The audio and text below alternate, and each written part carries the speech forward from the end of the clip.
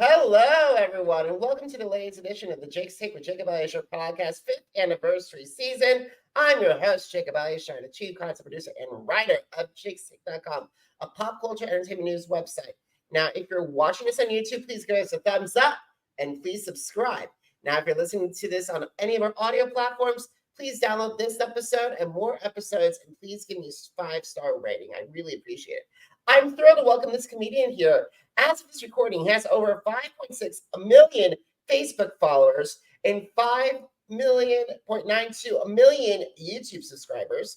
And not to mention his TikTok following has 9.2 million TikTok followers, and his content on that platform has been liked 234.2 million times. So please help me welcome Brandon Farris to the podcast. Wow, thank you. You don't have to stop giving me compliments. You can keep going. Whole podcast, just compliments. I like it. I'll do my best, Brandon. It's a pleasure to meet you. Pleasure to meet you. Thank you for having me on. You're so welcome, and thank you so much for taking time in your schedule to talk with me today. I really appreciate it. I'd make any time for you. Awesome. Okay, Brandon, so let's get started. When did you get interested in comedy? And how did that passion evolve its desire to pursue a career in the entertainment industry? I think I've always been into comedy. I remember as a kid, I would try to entertain at church and stuff like that. But for the most part, I've just always done it. It's the one thing I think I'm good at. It's naturally. Other things I'd have to work on, but this kind of just came naturally. So I think I've always been into it. I've always tried to cultivate being funny and, studying movies like Ace Ventura, stuff like that, and trying to replicate that. I honestly wasn't wanting to do YouTube when I first started. I was tagged in a challenge by my sister, the Cold Water Challenge, and I think back in 2014 or something like that. So I uploaded a video just because she tagged me and I wanted to reply. And that was my first kind of comedy video that I put on YouTube. And it got like 75,000 views, my first video. And I was like, wow, this is awesome. But it was like 98% disliked. So I started off on a bad foot, people not really liking the content. But rest is history. I just feel like it's something I've always wanted to do. And it just naturally found its way in its avenue, and it just happens to be content creation on YouTube. And you do a wonderful job creating your content, and we'll talk later about the content. But I am so I gotta say, Jim Carrey is definitely a true comedy icon. The Ace Ventura movies, The Mask, Batman Forever, The Grinch, even. Oh yeah, And Bruce Almighty. He's really knows how to steal a show. I agree. I think everyone kind of likes to imitate Jim Carrey, and I'm like that as well. I mean, he's top 3 for me. Absolutely. The combination of Jim Carrey and Robin Williams for me. Oh yeah. Yeah. Robin Williams is really good. Talk about a natural. I think Robin Williams had it. He was born with it, had it. He was excellent. Yeah. Absolutely. And we dearly miss him. Absolutely. All right, we're not here to talk about those comedy greats. We're here to talk about you. So Sure. What have been some of the challenges that you faced staying in the entertainment industry, and how did you overcome those obstacles? I think I'm lucky enough to be in the industry of making videos that I want to make, having my own schedule. So you kind of create your own problems, I guess. At one point I was vlogging daily, which it took the entire day. Sometimes you don't get to spend time with your family or your kids. That's a struggle, but that's a struggle I put on myself for a period. And the main one, which hopefully I'm not there yet, becoming irrelevant. I think that's something everyone worries about. Just realizing that your audience has outgrown your content and you haven't grown with them. I think that's a big struggle that everyone worries about, but I'm just going to do me until people don't want to watch that anymore, and I'll be okay with it. I agree completely. It's definitely been a challenge. Like for me, I've been I've been at this since 2011, but the podcasting since 2019. So it's always about either A, do you want to have a career like your role model, my role models, like were Barbara Walters and Regis Philbin, both them, blessed memory, or do you want to be a flash in a pan? And I rather choose the former because I want to have a long, lengthy career that, God willing, lasts 50 years. I agree. Yeah. And I think I was doing this from 2011 as well. And it only started working around 2018. So you you really just got to put that time in and say, is it worth me doing this for 8, 9, 10 years without making money, getting noticed, getting the recognition I think I deserve, to eventually live that dream that I want to live, Regis Philbin, or in my case, some of these bigger YouTubers. And for me, it was a yes. I was willing to put in that work. And your work shows, my friend, your work shows. And we got to talk about some of my favorite YouTube videos from your channel. Okay. So I want to talk to you about, you forgot your wife's birthday on January 26, 2023, and you made a huge pancake for your wife. And though your pancake instance was 1.2 million YouTube views as of today. I didn't think it was going to do that well. But yeah, I did. You get caught up in life sometimes, and it just happened. I went to work and I didn't say happy birthday. I immediately called her, but then I was like, I'm going to do something big. And I'm not a great cook, so you saw. But it was received very well, so I'm happy about that. Well, sometimes we sacrifice stuff. Like, for example, I know how to cook. I'm a good cook, but I'm not a baker. But like, seriously, I think you delivered your antics to make so many people laugh. That's the only goal I have. That's my bio. You deserve to laugh. No matter what I'm doing. If I can make you laugh, then good for me. I win. Absolutely. And you made people who were either shocked or terrified when you bought the world's most expensive animatronic, which was a 13 feet tall replica of First Lady Michelle Obama. You can have it. $16,000. You want it? I don't want. You can have it for free. I'll drop it off at your house right now. You can have it. Please take it. It's a nightmare. Don't buy one. Really? That bad? It's awful. I can't move it. I have to. It's like 1,200 pounds on a pallet. I have to rent a forklift just to move it. So I have it in my front yard. And we're having all these rainstorms, and it's an electronic, like the whole back end is just electronic. So it's just getting rained on at this point. I've tried to cover it. It just doesn't work. So it's a nightmare. Oh, and is this like Disney Universal quality animatronic? This is top of the line Halloween animatronic. It was the most expensive one I could find. Oh wow! And I can't believe one of your and like a 1.7 million YouTube views for that. It definitely didn't pay for the animatronic, but it was something I wanted to do for like 4 or 5 years, and I'm now in the position to where I could, and now I wish I wouldn't have. But people seem to like it, which is the whole point. It's definitely interesting about purchases because you bought some unbreakable things, and you and Cameron Domoski really tried to break them.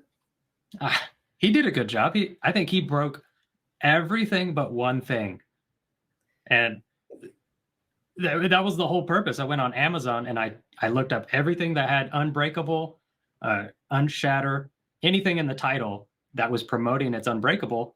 I bought all of it, and Cameron broke all of it with ease. So false advertising on Amazon. Watch out. Okay. I hope that Jeff Bezos and company are watching this video or listening to this conversation, because their marketing teams really need to take a heat. I think they might need to re-advertise or go back to drawing boards. I agree. It made good content, so maybe don't change anything. All righty. So one of the things I was a little concerned about for you was you were dealing with a raw turkey because you used Google Translate for a Thanksgiving dinner way back in 2020. the pandemic makes you do weird things, Jacob. And raw turkey was on my list of weird things. I've messed with raw turkey quite a bit. It's gross, but you got to do what Google says. It's the rules. Oh yeah. So how long were you? Did any of your family were able to eat that or no? It was actually overcooked, if you can believe it. So I brought it home to our friends, my wife, and I made them eat it. They all took a bite. No one got sick. Thank God for that. And did you record their reaction? And what were your reactions like when you told them, hey guys, I played with this turkey? Yeah, most of them spit it out at that point. I showed them what I did to the turkey and they were kind of grossed out. But my friends and family kind of know not to take food from me anymore. I have a bad reputation, so you got to find ways to trick them.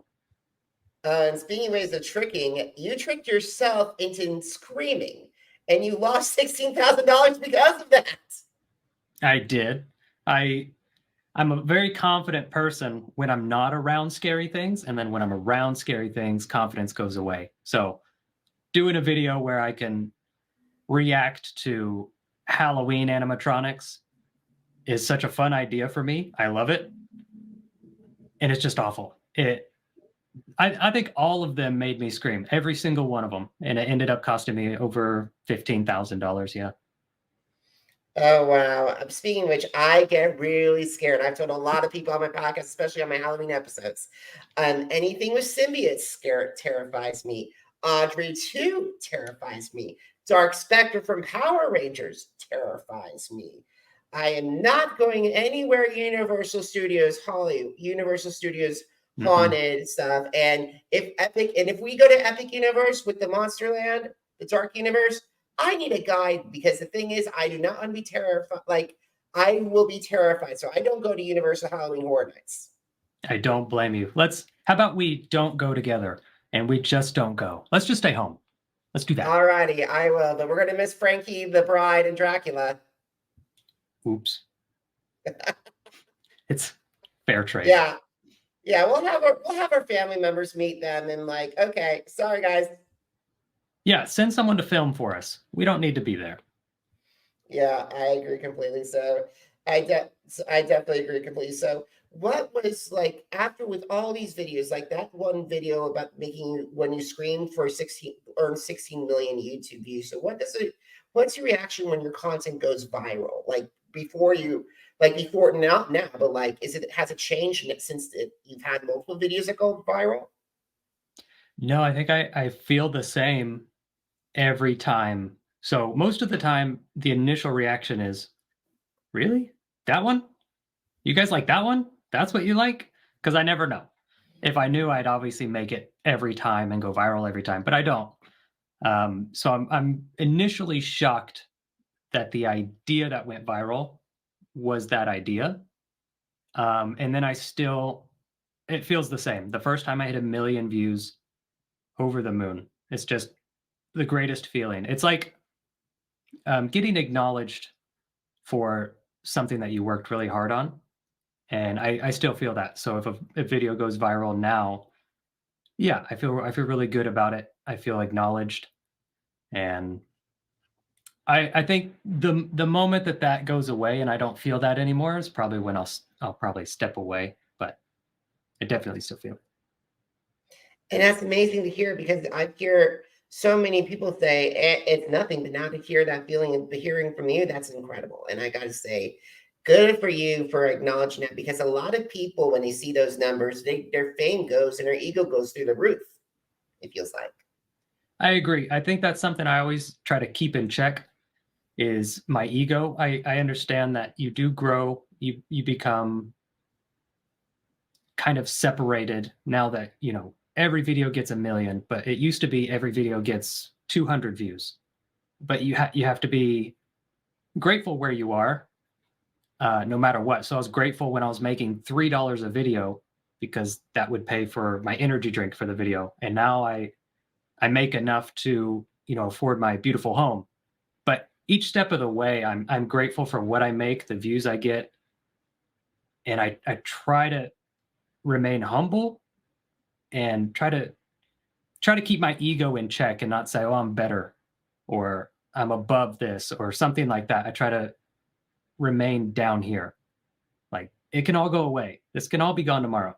So I agree. And like the thing is, I think you've definitely inspired a lot of people and a lot of creators, and not to mention, in fact, a lot of fans. So could you describe seeing the evolution of your fan base? I like to think I have a very unique community.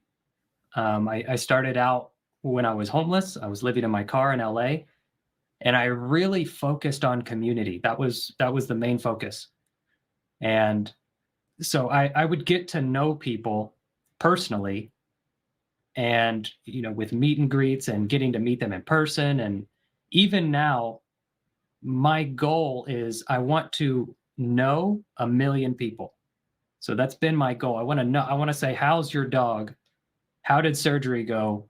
I want to know 1 million people that way. So I think my community hasn't really shifted. It's just deepened. So from when I was in my car, I still have those people, and I have people coming in watching different styles of videos, don't know that I was homeless, but I like to engage with my audience and my community and build that deep connection to where I can know about you and you don't just know about me. So that's my goals moving forward, I think, is continuing to deepen my communication and my understanding of my audience. And I applaud you for that. And I really respect you, the way that you have built your career and how you overcome so much. So I want to give you your kudos, Brandon. Thank you, Jacob. Appreciate it. And I'm just so proud of you, because you went from one of the most extremes to living situations that our country knows and our planet knows. And you built and you got out of it. You came out of the dark and you found that light. Yeah. I mean, I try to distinguish between the two of, falling into hard times and then becoming homeless. Mine was I chose to be homeless for the sake of achieving this. I knew this was a possibility, but I knew I had to give up a lot, a home and all that comes with it, in order to reach that. So I could have got a place, I could have got roommates, I could have done this, but I wouldn't have learned what I learned. I wouldn't have been able to afford, the improv classes or the acting classes I took, which I think all helped me get to where I am now, which makes looking back on everything worth it. And that's why you are probably one of the best YouTubers when it comes to content creators of our generation. I appreciate that. Because the thing is, I've stumbled on your videos, and and I really enjoy them. Some of them like terrified me, but also some of them, like you doing stuff to help out your family. Like, even though you're not a good baker, you made your wife her birthday pancakes. I am not a good baker. You are correct. But the thing But is, I do try. but you do. And the thing is, that brings you a lot of joy, and you bring a lot of joy to this world. That's the goal. That's all I'm here for. Nothing more than to make people laugh. I agree, and that's the best feeling. I hope so, because that's all I'm doing. Alrighty, so I gotta talk to you about, has your creative, so besides the content going viral, besides that, sorry, now the interview gets tongue-tied. No worries. All right, so now what I was about to say is, as we've debuted new social media platforms, besides you, first it was Facebook, then YouTube. Now we have Twitter, and now Instagram and TikTok are dominating the conversation. So how do you make sure that your content is similar or differentiates between those platforms? I think it all comes down to your priority. So mine shifts quite a bit. At first it was Facebook. Facebook was number one. Everything I did was for Facebook. And then it would get dispersed throughout the other platforms. And then when I started noticing YouTube was kind of becoming the forefront for me, then the focus became YouTube. And then TikTok rolled around, and I realized I couldn't just upload my videos. You start to realize, what works. And so now my priority is TikTok, and, just practicing uploading little clips here and there, finding what they like, and then doing those things in my long form for YouTube and Facebook, mainly for the sake that I can clip it and put it on TikTok so it'll go viral. So for me, right now, my priority is YouTube, long form content, for the sake of being able to clip those things down and put them on short form. So I don't make content for TikTok. I don't make content for Instagram. I make it for YouTube. And then from there, hopefully, I have something good enough to put on those platforms. So I think eventually one day it'll shift and my priority will be short form, and I will make videos purposefully for short form. So that's kind of how I differentiate the two. But I if you can do it, make content for long form and make content separately for short form. I don't have the bandwidth for that right now. I don't have it, to be completely honest with you. I don't have the bandwidth. I rather do long form is so much better. But like, is there like with and long form takes me more time than does long form take you more time than short form, or do you prefer doing long form back to short form? Right now, I have hired someone to clip my videos for short form. So I don't spend any time doing short form right now myself. I do all long form. I do the editing, the filming, the uploading. I do everything for that. But long form, it does take a lot longer for me, but it's a lot easier. If I had to sit down and make a short form video for TikTok, I'd find it, but it wouldn't be as easy, and it would probably take me a little more time.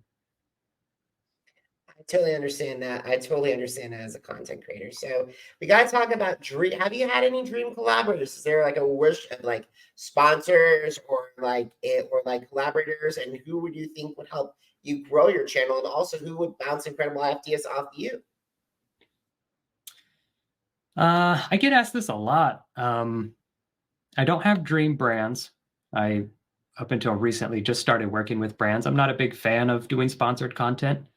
I do it when I need to, but I like the content to be the content and nothing to, distract from the content.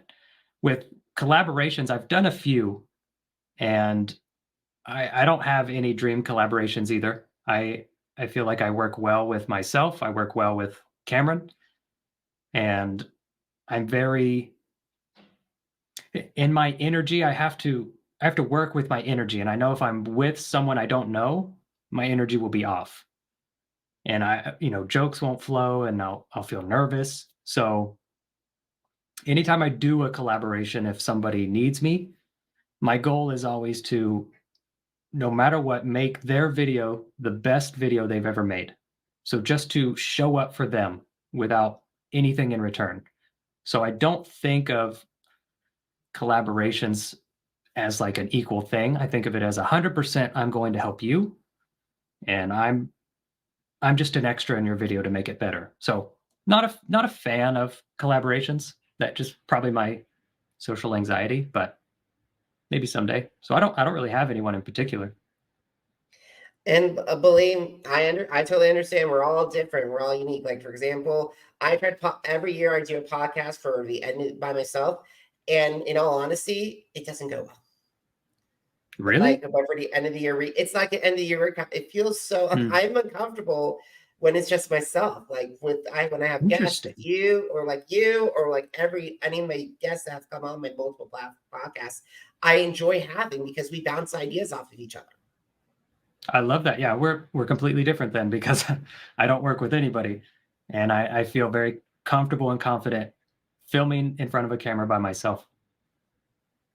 And we are all grateful for you, Brandon, for all the incredible content. Well, thank you. I'll keep trying. Awesome. So I want to start winding down our conversation. So a lot of what I've been hearing a lot on news reports is a lot of people that are in elementary to high school always want to be a content creator or want to be a YouTuber for their career once they're done with their education. So if you had the opportunity to meet with some aspiring creators who want to have and build a brand that eventually finds success, what advice would you share with them? The hardest part of being a creator is starting, and everyone hates to hear that because they expect to hear the secret sauce, like, what's that thing? And there's no thing. It is turn the camera on, film, upload that, realize what worked, what didn't, do it again tomorrow, and then continue to do that until you're done doing that, and then retire. And that's it. That's all it is. There's minute details here and there. Consistency and growing is number one. That's all it is. Just start. If you're making excuses of I don't have the right camera, or I'll wait till January, I'll wait till Monday, I gotta wait to do this, I'm gonna write this, realize you probably won't start, because it's a big excuse. You may start, but you may not see it through. So you really got to want it, because it's not easy. As you know, Jacob, we were doing this 8, 9, 10 years. I would get 50 views on a video 8 years later. That's hard. You got to really want something. But there are people out there who do want it. There are people out there who are striving. And to those people, I have no advice. You're already doing the right thing, and you will succeed if you continue to do it. And Brandon, that is perfect advice. I hope everyone that wants to be a creator goes and rewinds the last couple of minutes, because Brandon just gave you some incredible knowledge. I hope. All righty, final question. Are you ready? Ready. All righty, Brandon. Where can my audience find you and your content? I'm Brandon Farris everywhere. I take the username anywhere I can, so it's the same everywhere. Any platform, I'm Brandon Farris. Awesome. So, guys, have you missed an episode of the Jake's Take with Jacob Elyachar podcast? Visit our channels on Amazon Music, Apple Podcasts, iHeartRadio, Podchaser, Spotify, and Spreaker. Jake's Take with Jacob Elyachar, JCOBELYACHAR. Now, are you on social media? Because I'm on social media too. Facebook, Instagram, Threads, TikTok, Twitter, and YouTube. Jacob Elyachar, JACOBELYACHAR. And guys, want to check out what happened during Who Won America's Got Talent Fantasy League? What's going on with the Masked Singer? Want to see all my new music reviews? All my other interviews? Visit jake-shake.com, the website that started all, jake-shake.com. Brandon, thank you so much for taking time in your schedule to talk with me today. I really appreciate it. You are one awesome person and one incredible content creator. Keep on doing you. Thank you, Jacob. Thank you for having me on. Anytime you want me on, I'll gladly come back. Awesome. And guys, thank you so much for watching. Thank you so much for listening. Until next time, goodbye.